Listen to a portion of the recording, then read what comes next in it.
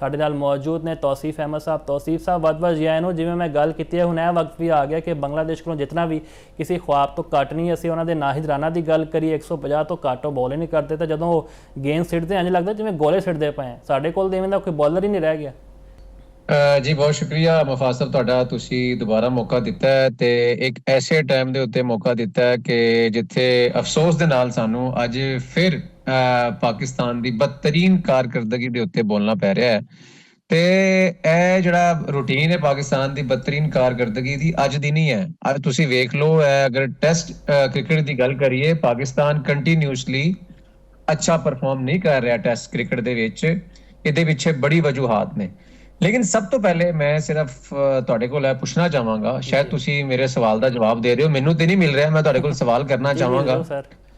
ਸਵਾਲ ਹੈ ਵੇ ਕਿ ਇਸ ਟਾਈਮ ਪਾਕਿਸਤਾਨੀ ਟੀਮ ਦਾ ਕਪਤਾਨ ਕੌਣ ਹੈ? ਕੋਈ ਗਰਾਊਂਡ ਦੇ ਵਿੱਚ ਮੈਨੂੰ ਤਾਂ ਨਜ਼ਰ ਨਹੀਂ ਆ ਰਿਹਾ ਹੈ ਕੋਈ ਕਪਤਾਨ ਵੈਸੇ ਪਾਕਿਸਤਾਨੀ ਟੀਮ ਦਾ ਇਸ ਟਾਈਮ ਕੋਈ? ਸਰ ਵੈਸੇ ਨਜ਼ਰ ਵਾਕਈ ਮੈਨੂੰ ਨਹੀਂ ਆ ਰਿਹਾ, ਲੇਕਿਨ ਸ਼ਾਨ ਮਸੂਦ ਨੇ ਸੁਣਿਆ ਕਿ ਉਹ ਕੈਪਟਨਸੀ ਕਰਦੇ ਪਏ ਨੇ। ਉਹ 2024 ਵਿੱਚ ਵੀ ਉਹਨਾਂ ਦੀ ਕਿਆਦਤ ਵਿੱਚ ਅਸੀਂ ਬੰਗਲਾਦੇਸ਼ ਕੋਲ ਬਹੁਤ ਸਾਰੇ ਹਾਰੇ ਸੀਗੇ। ਅੱਛਾ ਉਹ ਕਪਤਾਨ ਨੇ? ਉਹ ਮੈਂ ਸਮਝਿਆ ਪਤਾ ਨਹੀਂ ਸ਼ਾਇਦ ਕਪਤਾਨ ਨਹੀਂ ਹੈਗਾ, ਕੈਪਟਨ ਲੈਸ ਟੀਮ ਖੇਡਦੀ ਪਈ ਹੈ। ਬਿਲਕੁਲ ਯਾਰ, ਇੱਕ ਐਸਾ ਕੈਪਟਨ ਮੁਫਾਜ਼ ਸਾਹਿਬ, ਇੱਕ ਐਸਾ ਕੈਪਟਨ ਕਿ ਜਿਹਦੇ ਕੋਲ ਡਿਸੀਜਨ ਪਾਵਰ ਹੀ ਨਹੀਂ ਹੈ, ਜਿਹਨੂੰ ਇਹੀ ਨਹੀਂ ਪਤਾ ਕਿ ਯਾਰ ਮੈਂ ਰਿਵਿਊ ਲੈਣਾ ਹੈ ਨਹੀਂ ਲੈਣਾ।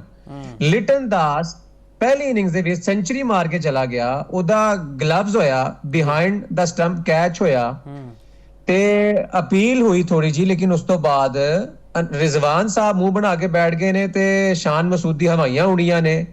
ਔਰ ਭਾਈ ਰਿਵਿਊ ਕਿਸ ਵਾਸਤੇ ਹੈਗਾ? ਤੁਸੀਂ ਲਵੋ ਨਾ ਯਾਰ, ਇੱਕ ਬੈਟਰ ਸੈੱਟ ਹੋਇਆ ਹੈ, ਤੁਸੀਂ 6 ਪਹਿਲੇ ਆਊਟ ਕਰਦੇ ਨੇ, ਉਸ ਤੋਂ ਬਾਅਦ ਲਿਟਨ ਦਾਸ ਤੁਹਾਨੂੰ ਮਾਰ ਰਿਹਾ ਹੈ 52 ਤੇ ਉਹਦਾ ਕੌਟ ਬਿਹਾਈਂਡ ਹੋ ਜਾਂਦਾ ਹੈ।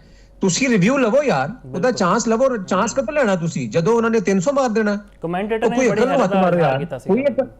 ਤੁਸੀਂ ਉਸ ਤੋਂ ਬਾਅਦ ਤੁਸੀਂ ਦੇਖੋ, ਫਿਰ ਉਸ ਤੋਂ ਬਾਅਦ ਇਹਨਾਂ ਦਾ ਇੱਕ ਹੋਰ ਖਿਲਾੜੀ ਸੀ, ਉਹ ਵੀ ਬਿਹਾਈਂਡ ਦਾ ਸਟੰਪ ਹਲਕਾ ਜਿਹਾ ਸਾਜਿਦ ਖਾਨ ਦੀ ਬੋਲ ਦੇ ਉੱਤੇ, ਉਹਦਾ ਵੀ ਬਿਹਾਈਂਡ ਦਾ ਸਟੰਪ ਕੈਚ ਹੋਇਆ। ਰਿਜ਼ਵਾਨ ਉੱਥੇ ਮੂੰਹ ਬਣਾ ਕੇ ਖਲੋਤਾ ਹੈ। ਹਾਲਾਂਕਿ ਰਿਜ਼ਵਾਨ ਤੋਂ ਵੱਡਾ ਡਰਾਮੇਬਾਜ਼ ਤੇ ਫਿਲਮ ਕੋਈ ਨਹੀਂ ਹੈ, ਉਹਦੇ ਡਰਾਮੇ ਖਤਮ ਨਹੀਂ ਹੁੰਦੇ, ਹਰ ਬੋਲ ਦੇ ਉੱਤੇ ਉਹਨੇ ਅਪੀਲ ਕਰਨੀ ਹੁੰਦੀ ਹੈ। ਲੇਕਿਨ ਪਤਾ ਨਹੀਂ, ਮੈਨੂੰ ਸਮਝ ਨਹੀਂ ਆ ਰਹੀ ਕਿ ਇਹਨੂੰ ਮੌਤ ਪੈ ਗਈ ਹੈ ਕਿ ਜਿੱਥੇ ਜੈਨੂਇਨ ਐਜ ਹੋਏ ਨੇ ਗਲਵਜ਼ ਦੇ ਉੱਤੇ ਚਾਹੇ ਬੱਲੇ ਦੇ ਉੱਤੇ, ਇਹਨੂੰ ਆਵਾਜ਼ ਨਹੀਂ ਆ ਰਹੀ। ਹਾਲਾਂਕਿ ਵਿਕਟਾਂ ਦੇ ਪਿੱਛੇ ਖਲੋਤਾ ਹੈ। ਇੱਕ ਹੁੰਦਾ ਕਿ ਬੰਦਾ ਝੂਠਾ ਰਿਵਿਊ ਲੈ ਲੈਂਦਾ ਹੈ, ਬੰਦਾ ਝੂਠੇ ਨਾਲੋਂ ਵੈਸੇ ਅਗਰ ਐਜ ਨਾ ਹੋਵੇ ਤੇ ਇਸ ਤਰ੍ਹਾਂ ਚੀਖ ਰਹੇ ਹੁੰਦੇ ਨੇ ਕਿ ਪਤਾ ਨਹੀਂ ਕਿੰਨਾ ਵੱਡਾ ਆਊਟ ਹੋ ਗਿਆ।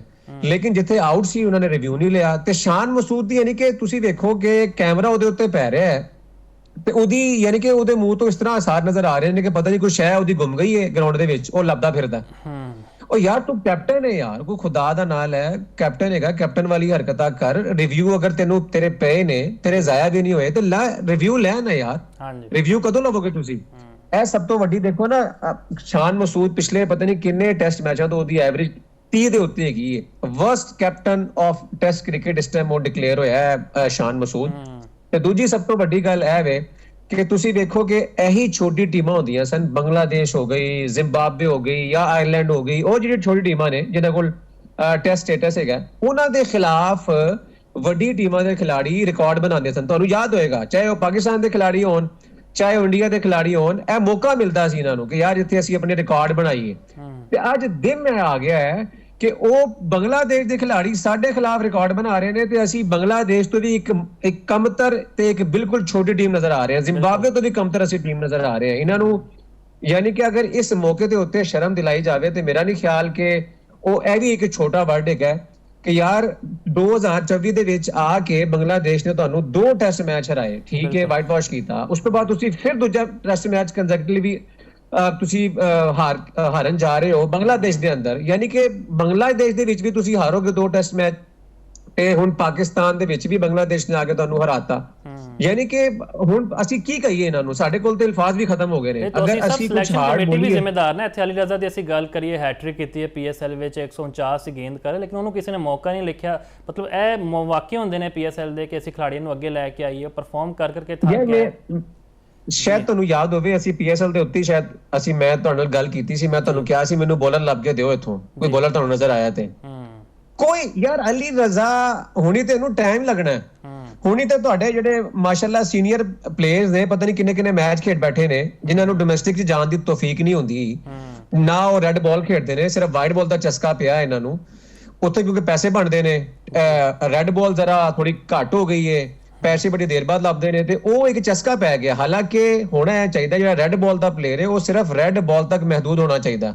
ਹੁਣ ਮਸਲਾ ਹੈ ਕਿ ਲੀਗਜ਼ ਨੇ ਆ ਕੇ ਕਈ ਪਲੇਅਰਾਂ ਦੇ ਜਿਹੜੇ ਹਾਲਾਤ ਨੇ ਨਾ ਉਹ ਖਰਾਬ ਕਰਤੇ ਨੇ। ਜਿਵੇਂ ਸ਼ਾਨ ਮਸੂਦ ਇੱਕ ਟੈਸਟ ਕ੍ਰਿਕਟਰ ਹੈਗਾ ਸੀ, ਲੇਕਿਨ ਤੁਸੀਂ ਵੇਖ ਲਓ ਵਾਈਟ ਬਾਲ ਦਾ ਚਸਕਾ ਪਿਆ ਹੈ, ਅੱਜ ਟੈਸਟ ਕ੍ਰਿਕਟ ਭੁੱਲ ਗਿਆ। ਸਾਊਦ ਸ਼ਕੀਲ ਇੱਕ ਟੈਸਟ ਪਲੇਅਰ ਹੈਗਾ ਸੀ, ਉਹਨੂੰ ਵਾਈਟ ਬਾਲ ਦਾ ਚਸਕਾ ਪਿਆ ਹੈ, ਅੱਜ ਉਹਦੇ ਕੋਲ ਬੈਟਿੰਗ ਨਹੀਂ ਹੋ ਰਹੀ। ਰਿਜ਼ਵਾਨ ਨੂੰ ਚਸਕਾ ਪਿਆ ਹੈ, ਰਿਜ਼ਵਾਨ ਕੋਲ ਹੁਣ ਬੈਟਿੰਗ ਨਹੀਂ ਹੁੰਦੀ। ਅੱਛਾ, ਫਿਰ ਤੀਜੀ ਜਦ ਸਭ ਤੋਂ ਰਿਜ਼ਵਾਨ ਦੀ ਗੱਲ ਹੋ ਗਈ ਹੈ, ਮੈਨੂੰ ਦੱਸੋ ਜਦੋਂ ਪਹਿਲਾ ਟੈਸਟ ਮੈਚ ਸੀ, ਸੈਕਿੰਡ ਇਨਿੰਗ ਸੀ, ਇਹ ਰਿਜ਼ਵਾਨ ਤੇ ਸਲਮਾਨ ਅਲੀ ਆਗਾ ਖੇਡਦੇ ਪਏ ਸਨ, ਦੋਨਾਂ ਨੇ 50 ਬਣਾ ਲਈਆਂ ਸਨ। ਯਾਨੀ ਕਿ ਬਾਲ ਉਹਨਾਂ ਨੂੰ ਫੁੱਟਬਾਲ ਕਰਕੇ ਨਜ਼ਰ ਆ ਰਿਹਾ ਸੀ, ਯਾਨੀ ਕਿ ਬਾਲ ਐਸਾ ਨਜ਼ਰ ਆ ਰਿਹਾ ਸੀ ਜਿਵੇਂ ਫੁੱਟਬਾਲ ਹੁੰਦਾ ਹੈ, ਯਾਨੀ ਕਿ ਪੂਰੀ ਤਰ੍ਹਾਂ ਸੈੱਟ ਹੈਗੇ ਸਨ। ਟੈਸਟ ਕ੍ਰਿਕਟ 'ਚ ਕੀ ਟੈਂਪਰਾਮੈਂਟ ਹੁੰਦਾ ਹੈ, ਤੁਸੀਂ ਆਪਣੀ ਪਿੱਚ ਦੇ ਉੱਤੇ ਖਲੋ ਕੇ ਟਾਈਮ ਲਾਣਾ ਹੈ। ਉੱਥੇ ਜਿੰਨਾ ਟਾਈਮ ਤੁਸੀਂ ਲਾਓਗੇ ਤੁਹਾਡੇ ਵਾਸਤੇ ਬਿਹਤਰ ਹੋਏਗਾ, ਤੁਹਾਡੇ ਰਨਸ ਬਣਨਗੇ, ਟੀਮ ਦੇ ਰਨਸ ਬਣਨਗੇ, ਇੱਕ ਟਾਈਮ ਤੁਸੀਂ ਸਪੈਂਡ ਕਰੋਗੇ, ਤੁਸੀਂ ਹੋਰ ਸੈੱਟ ਹੋ ਜਾਓਗੇ। ਲੇਕਿਨ ਤੁਸੀਂ ਵੇਖ ਲਓ, ਮੈਨੂੰ ਮੈਂ ਤੇ ਫੁੱਲੀ 100% ਸ਼ੋਰ ਹਾਂ ਕਿ ਰਿਜ਼ਵਾਨ ਨੇ ਉਹ ਜਾਣ ਬੁੱਝ ਕੇ ਆਪਣੀ ਵਿਕਟ ਦਿੱਤੀ ਸੀ। ਤਾਜੁਲ ਇਸਲਾਮ ਲੱਗਾ ਸੀ ਤੇ ਉਹਦੇ ਅਗੇਂਸਟ ਉਹਨੇ ਪਹਿਲੇ ਚਾਂਸ ਲਿੱਤਾ, ਉਹਨੇ ਇੱਕ ਉੱਚੀ ਸ਼ਾਟ ਖੇਡੀ, ਉਹ ਬਚ ਗਿਆ। ਉਸ ਤੋਂ ਇੱਕ ਬੋਲ ਤੋਂ ਬਾਅਦ ਦੁਬਾਰਾ ਉਹਨੇ ਜਾ ਕੇ ਚਾਂਸ ਲਿਆ ਤੇ ਕੈਚ ਫੜਾਤਾ ਉਹਨੇ ਜਾਣ ਕੇ। ਤੇ ਉਸ ਤੋਂ ਪਹਿਲੇ ਉਹ ਡਰਾਮੇ ਕਰ ਰਿਹਾ ਸੀ, ਕ੍ਰੈਂਪ ਹੋ ਰਿਹਾ ਸੀ ਉਹਨੂੰ ਲੱਤ ਦੇ ਵਿੱਚ, ਕਦੇ ਡਿੱਗ ਰਿਹਾ ਸੀ, ਕਦੇ ਉੱਠ ਰਿਹਾ ਸੀ, ਕਦੇ।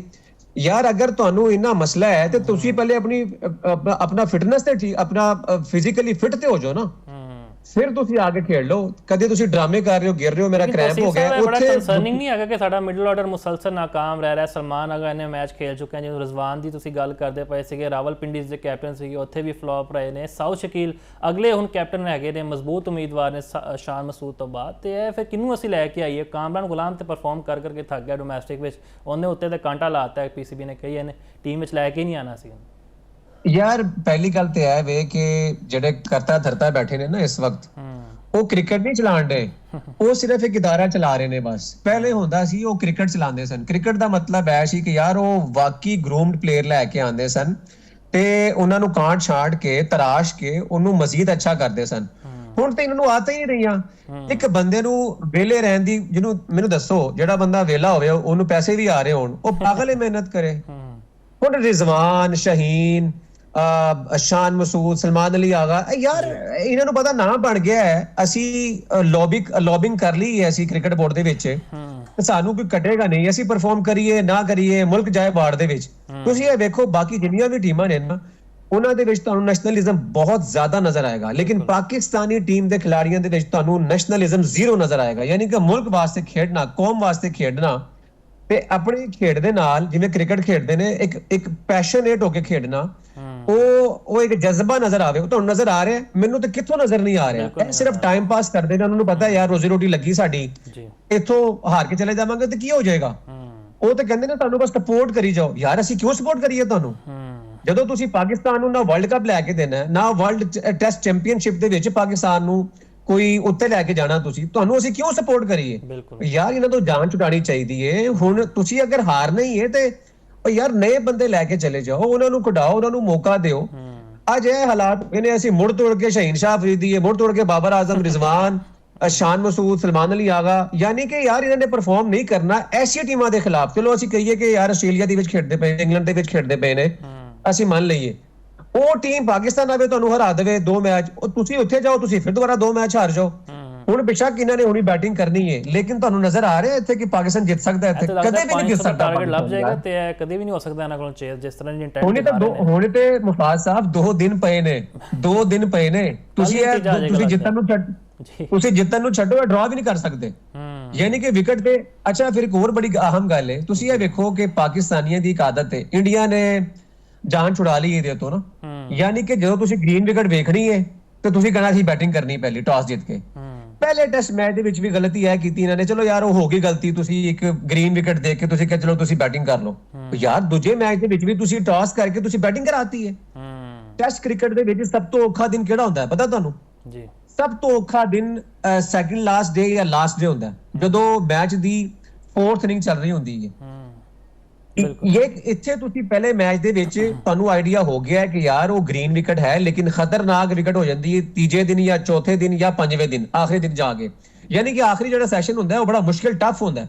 ਤੁਸੀਂ ਫਿਰ ਉਹ ਫੈਸਲਾ ਲੈ ਰਹੇ ਹੋ ਯਾਰ ਗ੍ਰੀਨ ਵਿਕਟ ਵੇਖ ਕੇ, ਤੇ ਤੁਸੀਂ ਕਹਿ ਰਹੇ ਹੋ ਅਸੀਂ ਫਿਰ ਦੁਬਾਰਾ ਬੋਲਿੰਗ ਕਰਨੀ ਹੈ ਯਾਰ।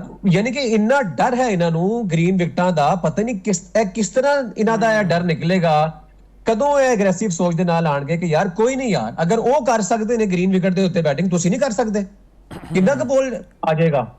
ਅੱਜ ਤੇ ਮੈਨੂੰ ਸ਼ਰਮਿੰਦਗੀ ਹੁੰਦੀ ਕਸਮੇ ਯਾਰ ਕਿ ਬੰਗਲਾਦੇਸ਼ ਦੇ ਬੋਲਰ 150 ਤੇ ਕੋਲ ਬੋਲ ਕਰ ਰਹੇ ਨੇ, 140 ਦੇ ਕੋਲ ਬੋਲ ਕਰ ਰਹੇ ਨੇ, ਤੇ ਸਾਡੇ ਜਿਹੜੇ ਬੋਲਰ ਨੇ ਮਾਸ਼ਾਅੱਲਾ 130 ਤੋਂ ਉੱਤੇ ਨਹੀਂ ਜਾ ਰਹੇ। ਸ਼ੋਏਬ ਅਖਤਰ ਦੀ ਗੱਲ ਕਰੀਏ, ਵਕਾਰ, ਯੂਨਸ, ਵਸੀਮ ਅਕਰਮ, ਸਾਨੂੰ ਤਾਂ ਹਮੇਸ਼ਾ ਲੋਕ ਪਹਿਚਾਨਦੇ ਸੀ ਕਿ ਸਾਡੀ ਜ਼ਮੀਨ ਬੜੀ ਜ਼ਰਖੇਜ਼ ਹੈ ਫਾਸਟ ਬੋਲਿੰਗ ਦੇ ਲਿਹਾਜ਼ ਤੋਂ, ਲੇਕਿਨ ਅੱਜ ਤੱਕ ਕੋਈ ਸਾਨੂੰ ਇਵੇਂ ਦਾ ਇੰਪੈਕਟਫੁਲ ਬੋਲਰ ਨਜ਼ਰ ਨਹੀਂ ਆਉਂਦਾ। ਬੜਾ ਕੰਸਰਨਿੰਗ ਹੈ। ਮੇਰਾ ਖਿਆਲ ਹੈ ਕਿ 2 ਨੰਬਰ ਕੋਈ ਸਪਰੇ ਆ ਰਿਹਾ ਹੈ, ਸਾਡੀ ਜਿਹੜੀ ਜ਼ਮੀਨ ਹੈ ਨਾ ਉਹ ਜ਼ਰਖੇਜ਼ ਨਹੀਂ ਬੰਜਰ ਹੋ ਗਈ ਹੁਣ, ਯਾਨੀ ਕਿ 2 ਨੰਬਰ ਸਪਰੇ ਪੈ ਰਿਹਾ ਇੱਥੇ ਕੋਈ। ਤੁਸੀਂ ਯਾਰ ਤੁਸੀਂ ਮੁਫਾਜ਼ ਸਾਹਿਬ ਇਹ ਅੰਦਾਜ਼ਾ ਲਾਓ ਕਿ ਤੁਸੀਂ ਕੋਚਿੰਗ ਸਟਾਫ ਵੇਖਿਆ ਉੱਥੇ, ਕੋਚਿੰਗ ਸਟਾਫ ਕਿਹੜਾ ਹੈ, ਤੁਸੀਂ ਕੀ ਖੇਡਣਾ ਹੈ ਯਾਰ। ਸਰਫਰਾਜ਼ ਤੇ ਉਮਰ ਗੁਲ ਉੱਥੇ ਬੈਠੇ ਨੇ, ਮੈਨੂੰ ਦੱਸੋ ਉਹ ਸਰਫਰਾਜ਼ ਤੇ ਇਹਦੇ ਨਾਲ ਖੇਡਦਾ ਰਿਹਾ ਵੇ, ਉਹ ਹੁਣ ਜਾ ਕੇ ਕ੍ਰਿਕਟ ਛੱਡੀ ਏ, ਉਹ ਫੌਰਨ ਚਲੋ ਠੀਕ ਹੈ ਉਹ ਇੱਕ ਅੱਛਾ ਬੰਦਾ ਹੈ, ਅੱਛਾ ਉਹਦਾ ਇੱਕ ਟਾਈਮ ਲੰਘਿਆ ਪਾਕਿਸਤਾਨ ਕ੍ਰਿਕਟ ਟੀਮ ਦੇ ਵਿੱਚ, ਉਹਨੇ ਪਾਕਿਸਤਾਨ ਨੂੰ ਬੜੇ ਟਾਈਟਲ ਵੀ ਜਿਤਵਾਏ ਨੇ। ਲੇਕਿਨ ਇੱਕ ਹੋਰ ਕੋਚ ਨੇ, ਤੁਸੀਂ ਭੁੱਲ ਗਏ ਨਾਮ ਉਹਨਾਂ ਦਾ, ਅਸਦ ਸ਼ਫੀਕ ਦਾ, ਜਿਹੜੇ ਵੂਮਨਸ ਟੀਮ ਦਾ ਸਿਲੈਕਟਰ ਵੀ ਨੇ, ਮੈਨਸ ਟੀਮ ਦੇ ਵੀ। ਮਾਸ਼ਾਅੱਲਾ ਤੁਸੀਂ ਵੇਖ ਲਓ, ਜਦੋਂ ਇਹ ਕੋਚਿੰਗ ਸਟਾਫ ਹੋਏਗਾ, ਮੈਨੂੰ ਦੱਸੋ ਕੌਣ ਸੀਰੀਅਸ ਲਏਗਾ ਇਹਨਾਂ ਨੂੰ? ਕੋਈ ਲਏਗਾ ਸੀਰੀਅਸ ਇਹਨਾਂ ਨੂੰ?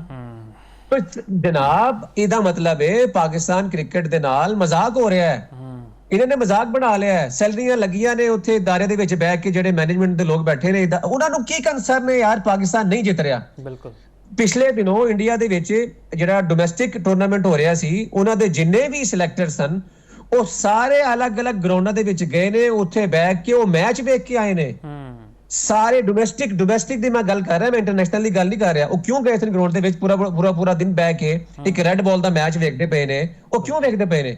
ਉਹਨਾਂ ਨੂੰ ਪਤਾ ਹੈ ਅਸੀਂ ਇੱਥੋਂ ਟੈਲੈਂਟ ਕੱਢਣਾ ਹੈ, ਅਸੀਂ ਇੱਥੋਂ ਉਹ ਬੰਦੇ ਲੱਭਣੇ ਨੇ ਜਿਹੜੇ ਇੰਡੀਅਨ ਟੀਮ ਨੂੰ ਰਿਪਰੈਜ਼ੈਂਟ ਕਰਨ। ਸਾਨੂੰ ਕੋਈ ਗਰਜ਼ ਹੀ ਨਹੀਂ ਹੈ, ਅਸੀਂ ਡੋਮੈਸਟਿਕ ਹੀ, ਅਸੀਂ ਸਿਰਫ ਇਹ ਜਿਹੜੀ ਕੋਚਿੰਗ ਸਟਾਫ ਹੈ ਇਹ ਸਿਰਫ ਇਸ ਹੱਦ ਤੱਕ ਹੈਗੇ ਨੇ। ਬਾਕੀ ਤੁਸੀਂ ਜਿੰਨੇ ਵੀ ਪਾਕਿਸਤਾਨ ਦੇ ਲੈਜੈਂਡ ਵੇਖ ਲਓ ਤੁਸੀਂ, ਜਦੋਂ ਤੱਕ ਉਹਨਾਂ ਨੂੰ ਮਾਲ ਨਹੀਂ ਵਿਖਾਓਗੇ ਉਹ ਕਦੇ ਵੀ ਨਹੀਂ ਸਿਖਾਣਗੇ। ਤੇ ਅਗਰ ਕੋਚਿੰਗ ਵੀ ਹੋਏਗਾ ਤੇ ਉਹ ਕਦੇ ਵੀ ਗਰਾਊਂਡ ਦੇ ਵਿੱਚ ਨਹੀਂ ਜਾਣਗੇ ਡੋਮੈਸਟਿਕ ਦੇ ਵਿੱਚ ਵੇਖਣ ਵਾਸਤੇ, ਗਰਦਨਾਂ ਦੇ ਵਿੱਚ ਸਰੀ ਆ ਜਾਂਦੇ ਨੇ ਨਾ। ਇਸ ਵਾਸਤੇ ਅਸੀਂ ਕਹਿੰਦੇ ਹਾਂ ਕਿ ਗੈਰ ਮੁਲਕੀ ਕੋਚ ਪਾਕਿਸਤਾਨੀ ਟੀਮ ਨੂੰ ਸੂਟ ਕਰਦੇ ਨੇ, ਕਿਉਂਕਿ ਉਹ ਡੰਡਾ ਦੇ ਕੇ ਰੱਖਦੇ ਨੇ। ਉਹ ਗੱਲ ਫਿਰ ਮੰਨਣੀ ਪੈਂਦੀ ਇਹਨਾਂ ਨੂੰ, ਕਿਉਂਕਿ ਗੋਰਾ ਕੰਪਰੋਮਾਈਜ਼ ਨਹੀਂ ਕਰਦਾ। ਹੁਣ ਸਰਫਰਾਜ਼ ਦੇ ਨਾਲ ਖੇਡਿਆ, ਹੁਣੀ ਕ੍ਰਿਕਟ ਖਤਮ ਕੀਤੀ, ਕਿਹੜਾ ਸੀਰੀਅਸ ਲਏਗਾ ਉਹਨਾਂ ਨੂੰ? ਉਮਰ ਗੁਲ ਨੂੰ ਕੌਣ ਸੀਰੀਅਸ ਲਏਗਾ ਮੈਨੂੰ ਦੱਸੋ? ਅਸਦ ਸ਼ਰੀਕ ਨੂੰ ਕੌਣ ਸੀਰੀਅਸ ਲਏਗਾ? ਯਾਰ ਮਜ਼ਾਕ ਹੋ ਰਿਹਾ ਪਾਕਿਸਤਾਨੀ ਟੀਮ ਦੇ ਨਾਲ, ਕੋਈ ਸੋਚਣ ਵਾਲਾ ਨਹੀਂ ਹੈ। ਪਏ ਲੇਕਿਨ ਅਸੀਂ ਤੇ ਗੱਲਾਂ ਕਰਕੇ ਥੱਕ ਗਏ, ਲੇਕਿਨ ਮੈਨੇਜਮੈਂਟ ਤੱਕ ਸਾਡੀ ਕੋਈ ਆਵਾਜ਼ ਨਹੀਂ ਜਾਂਦੀ। ਬਸ ਉਹੀ ਤੁਹਾਡੀ ਗੱਲ ਹੈ ਕਿ ਤਨਖਾਹਾਂ ਲੱਗੀਆਂ, ਦਿਹਾੜੀਆਂ ਲੱਗੀਆਂ ਤੇ ਕ੍ਰਿਕਟ ਦੀ ਕਿਸੇ ਨੂੰ ਫਿਕਰ ਨਹੀਂ ਹੈ। ਤੌਸੀਫ ਸਾਹਿਬ 30 ਮਈ ਤੋਂ ਆਗਾਜ਼ ਹੋ ਰਿਹਾ ਪਾਕਿਸਤਾਨ ਤੇ ਆਸਟ੍ਰੇਲੀਆ ਦੇ ਦਰਮਿਆਨ ਵਨਡੇ ਸੀਰੀਜ਼ ਦਾ, ਤੇ ਹੁਣ ਕਿਹਾ ਜਾ ਰਿਹਾ, ਪ੍ਰੋਪੇਗੈਂਡਾ ਵੀ ਹੋ ਰਿਹਾ ਸੋਸ਼ਲ ਮੀਡੀਆ ਉੱਤੇ ਕਿ ਨਾ ਟ੍ਰੈਵਿਸ ਹੈਡ ਆ ਰਹੇ ਨੇ, ਨਾ ਹੈਜ਼ਲਵੁੱਡ ਆ ਰਹੇ, ਨਾ ਸਟਾਰਕ ਆ ਰਹੇ ਨੇ, ਨਾ ਕਮਿੰਸ ਨੇ, ਤੇ ਇਹ ਤੇ ਸੀ ਟੀਮ ਆ ਰਹੀ ਹੈ ਆਸਟ੍ਰੇਲੀਆ ਦੀ। ਲੇਕਿਨ ਜਿਸ ਅੰਦਾਜ਼ ਨਾਲ ਪਰਫਾਰਮੈਂਸ ਹੈ ਪਾਕਿਸਤਾਨ ਦੀ, ਸ਼ਾਹੀਨ ਕੈਪਟਨ ਨੇ, ਮੈਨੂੰ ਤਾਂ ਲੱਗਦਾ ਹੈ ਸੀ ਟੀਮ ਨੇ ਸਾਨੂੰ ਹਰਾ ਦੇਣਾ। ਯਾਰ ਅਸਲ ਚ ਗੱਲ ਬਲਾ ਕਿ ਇਹ ਜਿਹੜੇ ਆਸਟ੍ਰੇਲੀਅਨ ਟੀਮ ਹੈ ਉਹਦੇ ਵਿੱਚ ਕਿਉਂਕਿ ਨੇ ਉੱਥੇ ਦੇਖੋ ਬੈਕਅਪ ਉਹਨਾਂ ਦਾ ਬਹੁਤ ਸਾਰਾ ਪਿਆ ਹੁੰਦਾ ਆਸਟ੍ਰੇਲੀਅਨ ਟੀਮ ਦਾ, ਤੇ ਉਹ ਐਸੇ ਦੌਰਿਆਂ ਦੇ ਉੱਤੇ PSL ਦੇ ਵਿੱਚ ਆਸਟ੍ਰੇਲੀਅਨ ਕਿੰਨੇ ਖਿਡਾਰੀ ਆਏ ਸਨ, ਇੱਥੋਂ ਹੀ ਨਿਕਲੇ ਸਨ, ਕਿਉਂਕਿ ਇੱਥੋਂ ਇਹਨਾਂ ਨੂੰ ਐਕਸਪੀਰੀਅੰਸ ਮਿਲਦਾ ਹੈ ਤੇ ਫਿਰ ਉਹ ਜਾ ਕੇ IPL ਖੇਡਦੇ ਨੇ, ਵੱਡੀ ਵੱਡੀ ਲੀਗਸ ਖੇਡਦੇ ਨੇ, ਜਾਂ ਪਾਕਿਸਤਾਨ ਜਾਂ ਆਸਟ੍ਰੇਲੀਅਨ ਦੀ ਨੈਸ਼ਨਲ ਟੀਮ ਹੈ ਉਹਦੇ ਵਿੱਚ ਉਹਨਾਂ ਨੂੰ ਉਹ ਇਨਕਲੂਡ ਕਰਦੇ ਨੇ। ਇਹ ਮੈਟਰ ਨਹੀਂ ਕਰਦਾ ਕਿਹੜੇ ਮੁੰਡੇ ਆ ਰਹੇ ਨੇ ਕਿਹੜੇ ਮੁੰਡੇ ਨਹੀਂ ਆ ਰਹੇ, ਮੈਟਰ ਇਹ ਕਰਦਾ ਕਿ ਯਾਰ ਤੁਸੀਂ ਦੁਨੀਆ ਨੂੰ ਇਹ ਬਹਾਨਾ ਹੈ ਕਿ ਤੁਸੀਂ ਕਿੰਨੇ ਕਾਬਿਲ ਹੋ ਗਏ ਹੋ, ਕਿੰਨੇ ਜੋਗੇ ਹੋ ਗਏ ਹੋ। ਹੁਣ ਵੇਖੋ ਪਾਕਿਸਤਾਨ ਦੀ ਪਰਫਾਰਮੈਂਸ ਅਗਰ ਇਸ ਤਰ੍ਹਾਂ ਦੀ ਬੰਗਲਾਦੇਸ਼ ਦੇ ਖਿਲਾਫ ਹੋਏਗੀ ਤੇ ਬਾਕੀ ਜਿਹੜੇ ਮਮਾਲਿਕ ਦੇ ਬੋਰਡ ਨੇ ਉਹ ਤੁਹਾਨੂੰ ਬਹੁਤ ਹਲਕਾ ਲੈਣਗੇ। ਹੁਣ ਇਹਦੇ ਵਿੱਚ ਸਾਨੂੰ ਇੰਨਾ ਬੁਰਾ ਫੀਲ ਨਹੀਂ ਕਰਨਾ ਚਾਹੀਦਾ ਕਿ ਯਾਰ ਕਿਉਂ ਸੀ ਟੀਮ ਭੇਜਦੇ ਪਏ ਨੇ, ਇਹ ਸਾਡੀ ਆਪਣੀਆਂ ਕਰਤੂਤਾਂ ਨੇ। ਉਹਨਾਂ ਨੂੰ ਪਤਾ ਕਿ ਯਾਰ ਸਾਡੀ ਸੀ ਟੀਮ ਵੀ ਆ ਕੇ ਇਹਨਾਂ ਨੂੰ ਹਰਾ ਸਕਦੀ, ਇਹਨਾਂ ਦੀ ਸੀਨੀਅਰ ਟੀਮ ਨੂੰ। ਇਸ ਵਾਸਤੇ ਉਹ ਮੁੰਡੇ ਫਿਰ ਆਪਣਾ ਜਿਹੜਾ ਬੈਕਅਪ ਪਿਆ ਹੁੰਦਾ ਹੈ ਉਹਨਾਂ ਨੂੰ ਵੀ ਤਿਆਰ ਕਰਦੇ ਨੇ ਤੇ ਐਸੇ ਦੌਰਿਆਂ ਦੇ ਉੱਤੇ ਭੇਜਦੇ ਨੇ ਤਾਂ ਕਿ ਉਹ ਮੁਸਤਕਬਿਲ ਦੇ ਅੰਦਰ ਤਿਆਰ ਹੋਣ, ਕੋਈ ਕਮਿੰਸ ਦੀ ਰਿਪਲੇਸਮੈਂਟ ਬਣੇ, ਕੋਈ ਮਾਰਕਸ ਜਿਹੜਾ ਉਹਨਾਂ ਦਾ ਖੱਬਾ ਬੋਲਰ ਹੈ ਉਹਦੀ ਰਿਪਲੇਸਮੈਂਟ ਬਣੇ, ਮਿਚਲ ਸਟਾਰਕ ਦੀ ਰਿਪਲੇਸਮੈਂਟ ਬਣੇ। ਕਹਿਣ ਦਾ ਮਕਸਦ ਹੈ ਰਿਪਲੇਸਮੈਂਟ ਉਹ ਤਿਆਰ ਕਰਦੇ ਪਏ ਨੇ। ਇਹ ਸਿਰਫ ਅਸੀਂ ਹੈਗੇ ਆ ਕਿ ਅਸੀਂ ਹਰ ਟੀਮ ਦੇ ਖਿਲਾਫ ਆਪਣੀ ਸੀਨੀਅਰ ਟੀਮ ਖਿਡਾ ਕੇ ਵੀ ਅਸੀਂ ਹਾਰ ਜਾਂਦੇ ਆ, ਜਾਂ ਸਾਡੀ ਪਰਫਾਰਮੈਂਸ ਐਸੀ ਹੁੰਦੀ ਹੈ ਕਿ ਦਿਲ ਕਰਦਾ ਇਹਨਾਂ ਨੂੰ ਨਾ ਵੇਖੀਏ। ਹੁਣ ਮੈਂ ਤੁਹਾਨੂੰ ਲਿਖ ਕੇ ਦੇਣਾ ਵਾ, ਜਿਹੜੀ ਪਾਕਿਸਤਾਨ ਦੇ ਜਿੰਨੇ ਵੀ ਫੈਨ ਸਨ ਉਹ ਮਾਸ਼ਾਅੱਲਾ ਪਹਿਲੀ ਬਾਗੀ ਹੋ ਗਏ ਸਨ ਪਾਕਿਸਤਾਨੀ ਕ੍ਰਿਕਟ ਤੋਂ, ਲੇਕਿਨ ਰਹੀ ਸਹੀ ਕਸਰ ਹੁਣ ਇਹ ਕੱਢਦੇ ਪਏ ਨੇ। ਜਿਹੜੀ ਲੌਟ ਮਾਸ਼ਾਅੱਲਾ ਚਲਦੀ ਪਈ ਹੈ ਨਾ ਪਿਛਲੇ 8-10 ਸਾਲਾਂ ਤੋਂ ਇਹ ਹੁਣ ਰਹੀ ਸਹੀ ਕਸਰ ਵੀ ਕੱਢਦੇ ਪਏ ਨੇ ਤੇ ਜਿਹੜੇ ਪਾਕਿਸਤਾਨ ਦੇ ਰੀਅਲ ਫੈਨਸ ਸਨ ਉਹ ਪਾਕਿਸਤਾਨੀ ਕ੍ਰਿਕਟ ਤੋਂ ਹੁਣ ਨਫ਼ਰਤ ਕਰਨ ਲੱਗ ਪਏ ਨੇ ਕਿ ਪਾਕਿਸਤਾਨੀ ਕ੍ਰਿਕਟ ਨੂੰ ਇਸ ਨੈਚ ਤੱਕ ਪਹੁੰਚਾਤਾ ਹੈ। PSL ਦੇ ਵਿੱਚ ਇਹ ਸਾਰੇ ਮਾਸ਼ਾਅੱਲਾ ਤੁਹਾਨੂੰ 30 ਮਾਰ ਖਾਨ ਨਜ਼ਰ ਆ ਰਹੇ ਸਨ ਸਾਰੇ, ਯਾਨੀ ਕਿ ਉਹ ਫੜੇ ਨਹੀਂ ਜਾ ਰਹੇ ਸਨ, ਉਹ ਇੱਕ ਡਿਫਰੈਂਟ ਨਜ਼ਰ ਆ ਰਿਹਾ ਸੀ। ਤੁਸੀਂ ਵੇਖਿਆ ਸੀ ਸ਼ਹੀਨਸ਼ਾਹ ਅਫਰੀਦੀ 140 ਤੇ ਕੋਲ ਬੋਲ ਕਰ ਰਿਹਾ ਸੀ PSL ਦੇ ਵਿੱਚ, ਲੇਕਿਨ ਅੱਜ ਉਹਨੂੰ ਪਤਾ ਨਹੀਂ ਕੀ ਹੋ ਗਿਆ ਤੇ ਇੱਥੇ 130 ਦੇ ਕੋਲ ਵੀ ਨਹੀਂ ਜਾ ਰਿਹਾ, ਉਹ ਬੋਲ ਕਰ ਰਿਹਾ। ਤਸੀਰ ਸਾਹਿਬ ਉਹੀ ਗੱਲ ਹੋ ਗਈ ਨਾ ਕਿ ਲੀਗ ਦੇ ਖਿਡਾਰੀ ਨੇ ਇੰਟਰਨੈਸ਼ਨਲ ਵਿੱਚ ਜਾਂਦੇ ਇਹਨਾਂ ਦੇ ਹੱਥ ਪੈਰ ਫੁੱਲ ਜਾਂਦੇ ਨੇ ਤੇ ਮੁਕੰਮਲ ਤੌਰ ਤੇ ਐਕਸਪੋਜ਼ ਹੋ ਗਏ ਨੇ। ਸਿਰਫ ਅਸੀਂ ਅਬਦੁੱਲਾ ਫਜ਼ਲ ਦੀ ਗੱਲ ਕਰੀਏ ਜਾਂ ਫਿਰ ਆਜ਼ਾਨ ਅਵੈਸ ਦੀ, ਨਵੇਂ ਮੁੰਡੇ ਸੀ, ਉਹਨਾਂ ਨੇ ਪਰਫਾਰਮ ਕੀਤਾ ਕਿਉਂਕਿ ਡੋਮੈਸਟਿਕ ਖੇਡ ਕੇ ਆਏ ਨੇ, ਲੇਕਿਨ ਜਿਹੜੇ ਸੀਨੀਅਰ ਖਿਡਾਰੀ ਨੇ ਉਹਨਾਂ ਨੇ ਬੜਾ ਮਾਯੂਸ ਕੀਤਾ। ਤੇ ਤੁਹਾਡੀ ਗੱਲ ਦਰੁਸਤ ਹੈ, ਜਿਹੜੇ ਫੈਨਸ ਨੇ ਉਹ ਦੂਰ ਹਟਦੇ ਜਾ ਰਹੇ ਨੇ। ਹੁਣ ਜਿਹੜੀ ਮੈਂ ਸਿਰਫ ਇੱਕ ਆਖਰੀ ਗੱਲ ਕਰਾਂਗਾ, ਸਿਰਫ ਮੁਫਾਜ਼ ਆਖਰੀ ਸਿਰਫ ਗੱਲ ਕਰਾਂਗਾ ਕਿ ਪਾਕਿਸਤਾਨ ਦੀ ਅਗਰ ਕ੍ਰਿਕਟ ਬਿਹਤਰ ਕਰਨੀ ਹੈ ਨਾ ਤੇ ਪਾਕਿਸਤਾਨ ਦੇ ਵਿੱਚ ਜਿਹੜੀ ਰੈੱਡ ਬਾਲ ਕ੍ਰਿਕਟ ਹੈ ਡੋਮੈਸਟਿਕ ਦੇ ਵਿੱਚ, ਇਹਦੇ ਵਿੱਚ ਜਿੰਨੇ ਵੀ ਮੁੰਡੇ ਹੈਗੇ ਨੇ ਉਹਨਾਂ ਨੂੰ ਜਾ ਕੇ ਗੌਰ ਨਾਲ ਵੇਖੋ,